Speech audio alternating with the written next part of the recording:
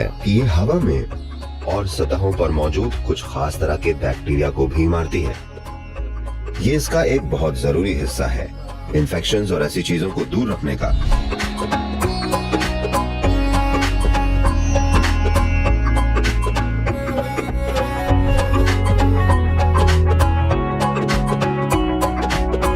संस्कृति में जिस कमरे में आप रहते हैं उसकी बनावट और आकार पर पूरा ध्यान दिया जाता है, क्योंकि उस कमरे की बनावट और आकार एक तरह से, अगर वो बहुत हवादार नहीं भी है, जब मैं कहता हूँ बहुत हवादार तो उसका मतलब है दोनों तरफ से दो दीवारें खुली हैं और इसमें लगभग ऐसा महसूस होता है जैसे आप बाहर हैं।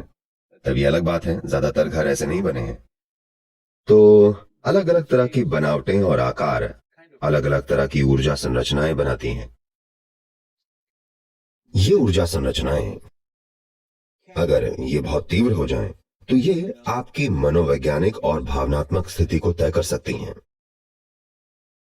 जो उसमें या तो सहायक हो सकती हैं या एक रुकावट बन सकती हैं, जैसा आप होना चाहें। तो कुछ खास चीजें जैसे कि चंदन, भारत में एक चीज है जिसे सांभरानी कहते हैं, जो कि एक शक्तिशाली चीज है जिसका उपयोग तब भी किया जाता है जब लोग बीमार होते हैं। पहली चीज वो ये करते हैं कि अब ये पाया गया है कि ये हवा में और सतहों पर मौजूद कुछ खास तरह के बैक्टीरिया को भी मारती है।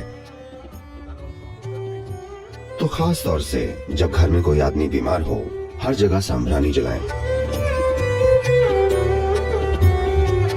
This has a powerful impact on the atmosphere. इसका वातावरण पर एक जबरदस्त प्रभाव होता है।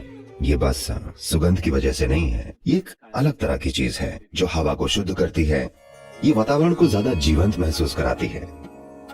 बुनियादी तौर पर जो भी संरचनाएं हैं, ये अंदर को बाहर जैसा बनाती है।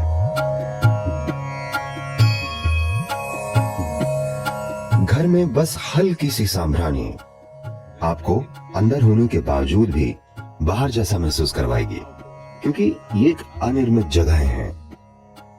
खासतौर से जब परिवार में कोई मृत्यु हुई हो, सांभरानी को 11 से 12 दिनों तक जलाया जाता है, क्योंकि वो हवा को पूरी तरह से साफ कर देना चाहते हैं।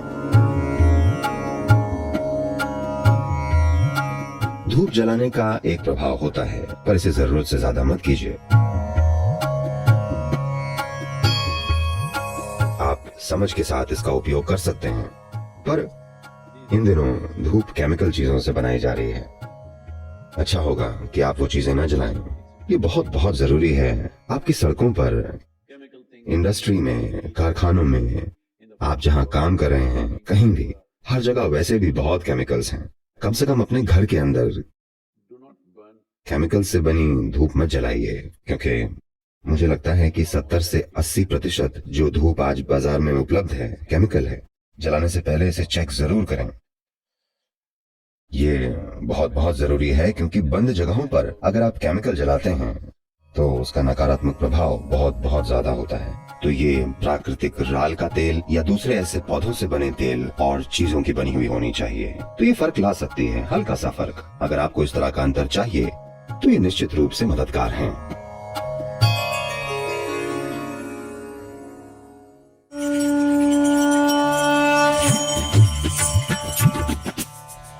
तो आमतौर पर योग संस्कृति में, योग विज्ञान में, हम जीवन को 5 मूलभूत तत्वों के मिश्रण के रूप में देखते हैं: पृथ्वी, अग्नि, जल, वायु और आकाश।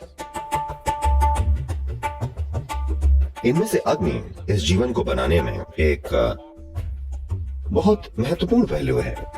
तो इस जीवन के होने में अग्नि को एक महत्वपूर्ण तत्व माना जाता है। बस यही एक चीज नहीं है, सभी 5 जरूरी हैं।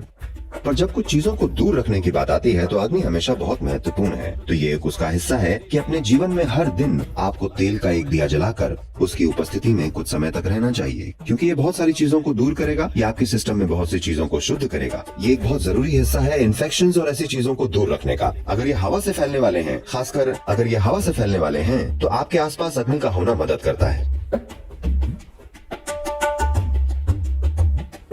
किसी तरह का एक दिया आपके आसपास, कहीं आपके नजदीक जलता हुआ होना चाहिए। This will do wonders to you. Please experiment and see. ये आपके लिए 2 चीजें करेगा। ये प्रयोग करके देखिए।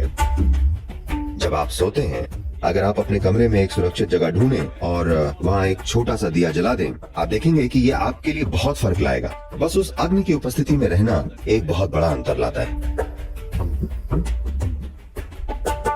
योग विज्ञान इसे साफ तौर पर स्थापित करता है और हम इसे अपने अनुभव से जानते हैं कि दिए के रूप में अग्नि का एक छोटा सा हिस्सा आपके आसपास जलते रहना आप देखेंगे, खास तौर पर जब आप फिजिकली स्वस्थ न हो तो इसका होना बहुत बहुत जरूरी है।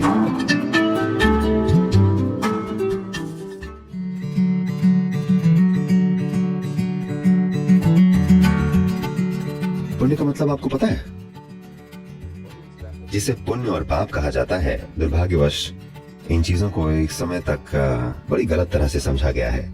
पुण्य पाप मतलब उस तरह के कार्य, वो काम जो आपको नीचे ले जाएं, वो काम जो आपके अंदर जीवन को और ज्यादा जीवंत बना दें, या वैसे काम जो आपके जीवन को जड़ता की ओर ले जाएं।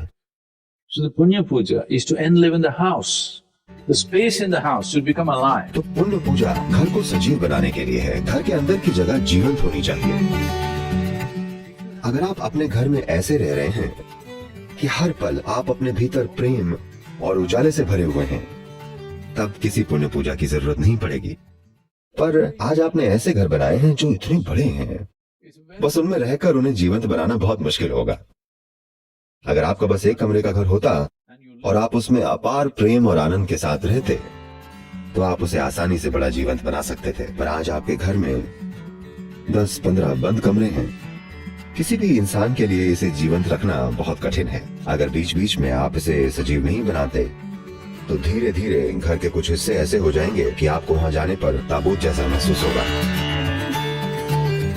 तो एक अंतराल के बाद पुण्य पूजा कम से कम साल में एक बार इसे प्रकाशित कर देगी, यानी आपके आसपास की हर जगह जीवंत है और आपके लिए सहायक है।